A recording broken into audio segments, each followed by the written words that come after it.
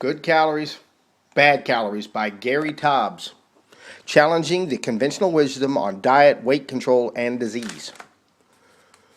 That's the book 613263TAU. If you want to go to the library and look it up. This is quite a book. Quite a book. I'm going to go all the way to the back, and I'm going to read you from the epilogue. I'm going to start also with my favorite quote in the book. It's in the epilogue. The first principle is that you must not fool yourself, and you are the easiest person to fool. Richard Feynman, in his commencement address at Caltech in 1974. Mr. Feynman, that's also an excellent book. Genius. All right. As I emerge from this research, through certain conclusions seem inescapable to me, based on the existing knowledge, dietary fat, whether saturated or not, is not a cause of obesity, heart disease, or any other cardiac disease of civilization. 2. The problem is that carbohydrates in the diet, their effect on insulin secretion, and thus the hormonal regulation of homeostasis, the entire hormonic ensemble of the human body, the more easily digestible and refined the carbohydrates, the greater the effect on our health, weight, and well-being. 3. Sugars, sucrose and high fructose corn syrup specifically, are particularly harmful, probably because the combination of fructose and glucose simultaneously elevates insulin levels while overloading the liver with carbohydrates. 4. Through their direct effect on insulin and blood sugar, refined carbohydrates and starches and sugars are the dietary cause of coronary heart disease and diabetes. They are the most likely cause of cancer, Alzheimer's disease, and other chronic diseases of civilization. 5. Obesity is a disorder of excess fat accumulation, not overeating and not sedentary behavior. 6. Consuming excess calories does not cause us to grow fatter, any more than it causes a child to grow taller. Expanding more energy than we consume does not lead to long-term weight loss. It leads to hunger. Fattening and obesity are causes of an imbalance, a disequilibrium, in the hormonal regulation of adipose tissue and fat metabolism. Fat's energy and storage exceeds the mobilization of fat from the adipose tissue and its subsequent oxidation. We become leaner when the hormonal regulation of the fat tissue reverses this balance. 8. Insulin is the primary regulator of fat storage. When insulin levels are elevated, either chronically or after a meal, we accumulate fat in our fat tissue. When insulin levels fall, we release fat from our fat tissue and use it for fuel. 9. By stimulating insulin secretion, carbohydrates make us fat and ultimately cause obesity. The fewer carbohydrates we consume, the leaner we will be. 10.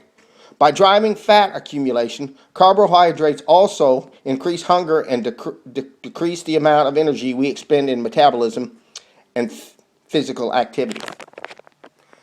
Well, that was a lot to throw at you, but that was pretty much the main points of the book. He deals with bunches and bunches of researchers and bunches of people and study after study. My favorite one, anecdotally, was the one of the lady who gained 30 pounds in 1 month. She died eating. She was eating so fast the food went down the wrong tunnel and she choked to death, I guess, which is, I'm not trying to be funny, it's just a terrible story. But this woman had some kind of hormone imbalance, and I'm not even sure if they concluded what happened. There's another story of a lady, a young girl who burnt her hand, and they took tissue from her rear end and put it on her hand, and she was kind of a chubby girl, and they had to redo the surgery a couple of years later because the fat started accumulating on her hand. And he made a lot of anecdotes about where we put fat on, the fact that men put fat on their stomach and women put fat on their hips, that fat accumulation is hormonally driven. And a lot of us, I guess, assume this is hormones, but a lot of experts don't say it has nothing to do with hormones. They've stuck to their story about if you're fat, you You eat too much. And this is the last one I want to talk about. Page 272. This is what they call, this is a prisoner study that was done by Ethan Sims. Ethan Sims first used students for his experiments, but found it difficult to get them to gain significant weight. He then used convicts at the Vermont State Prison, who initially raised their food consumption to 4,000 calories a day. They gained a few pounds, but then their weight stabilized. So they ate 5,000 calories a day, then 7,000, 5 full meals a day, then 10,000 while remaining sedentary. There were marked differences between individuals in the ability to gain weight, Sims reported. Of his 8 subjects that went 200 days on this mildly heroic regime, 2 gained weight easily and 6 did not.